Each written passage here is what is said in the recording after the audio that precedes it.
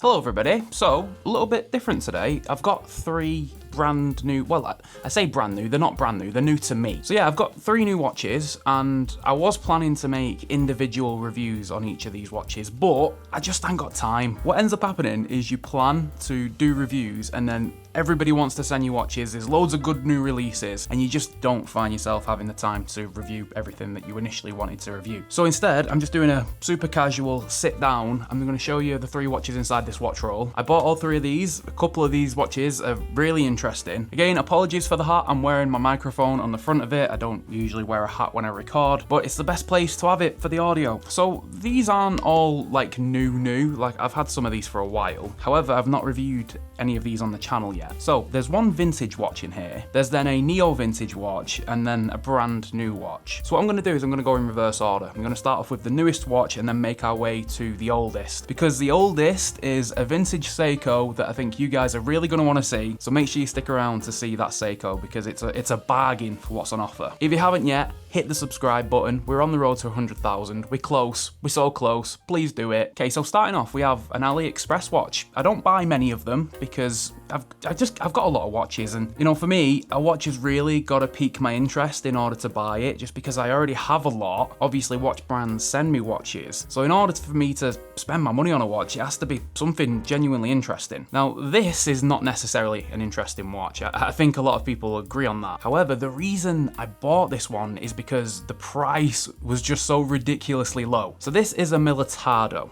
I'll be honest, I don't really know much about the brand. I obviously know they're an AliExpress brand, they're a Chinese brand, but what this watch offers spec-wise for the money is just insane. I've not seen it before. I'll pop up the reference number on screen now. I think it's the ML05 if I'm not mistaken. Obviously, this is a Hamilton khaki knockoff. There's no doubt about that. And I don't usually buy knockoffs, homage watches. It's not usually my thing. But as I said, you know, the value for money was that strong on this watch. I decided to give it a go. Dial design, 100% Hamilton khaki. Handset, case silhouette, even those long lugs that a lot of people hate about the Hamilton khaki mechanical. Yeah, even those have been carried over to this Militado. Sandblasted case, so it feels, you know, it feels proper tactical. It feels like a proper field watch. But it's the spec. I mean, I think this watch costs around 40, 50 pounds, maybe even less if you get it on a sale. Stainless steel case, Seiko Mecha Quartz movement, but you get in a double dome sapphire crystal on this watch, which is just insane for the price. Genuinely think sometimes, like, how are these guys making money? You know, how are they making, the margins must be so small. Because also it comes on this ribbed pass-through strap with stainless steel hardware. Genuinely a pretty decent strap.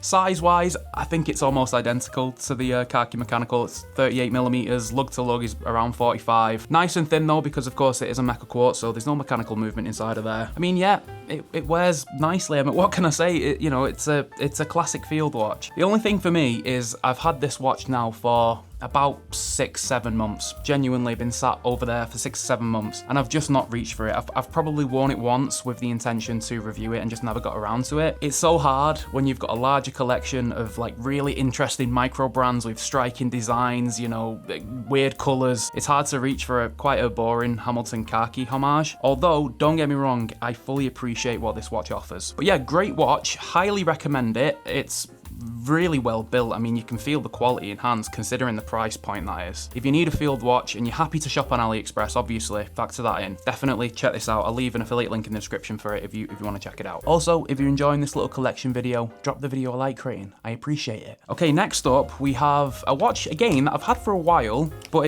it's kind of new. You know, somewhat new at least. But this watch had a problem and I had to send it off for a service. It's just come back recently, fully working, so now I can actually enjoy it. So this is my neo vintage Porsche Design chronograph. Now, I don't know a lot about Porsche Design. I obviously know they make cars. I believe this is like a subsidiary of Porsche that, you know, are hired to make products under the Porsche name. Obviously, they made watches at one point and they collaborated with a lot of watch brands. I know they collaborated with IWC. This one's an Eterna collaboration. These are very popular amongst like Top Gun collectors because they featured in a Top Gun movie. This exact style, but with the black PVD case, is the most popular one. This one doesn't feature the black case. This one's just a titanium sandblasted case. But yeah, it's full titanium, so it's unbelievably lightweight. And this is an automatic chronograph. It features the legendary Value 7750. Gorgeous tri-compax layout that's asymmetrical, so off to the left-hand side. Super monochrome, you know, greys, blacks, and then just a little pop of red with the chronograph hands. It's just a cool watch. The silhouette, the skeleton handset,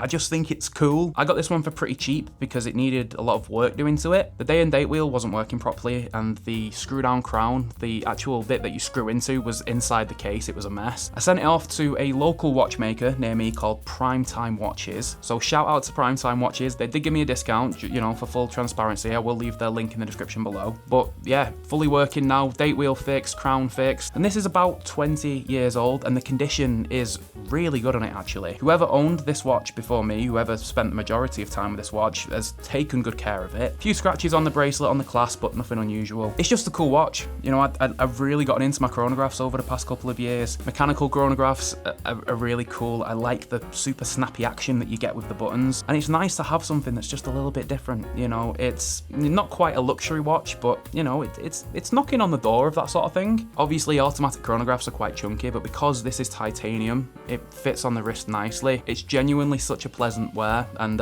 yeah, more than happy to have it in the collection because it's just something a little bit different, you know. It's a big brand, neo vintage titanium chronograph. Yeah, happy to have it. And then the last watch I've got to show you is, again, obviously another new one. This is actually the newest watch of the three. I only bought this watch a couple of weeks ago. However, I have been crushing on this model for a long time now. So this is a vintage, and it is genuinely vintage at this point, King Seiko from the 1970s. So the story goes something like Seiko made two factories, one Grand Seiko, one King Seiko, and basically pitted them against each other to try and make the best possible watches. And they did that to try and compete with the Swiss, because the Swiss at the time were making waves, and Seiko felt like they needed to step up their game, so they created some sort of in-house competition. Obviously, Grand Seiko sort of won the battle and ended up being the luxury watch brand it is now. But King Seiko were right there, you know, these watches were on par at the time with the watches coming out of Grand Seiko. For the time, these featured high beat movements, 8 ticks per second, quite standard these days, but you know, impressive for the time. The cases here are almost like pebbles, they're, you know, really rounded off. There's not really much detail to them, but they look really classy, and they certainly look of the time. One thing I like about this specific model is it's actually got a navy blue dial. When you're looking at it, it kind of looks black,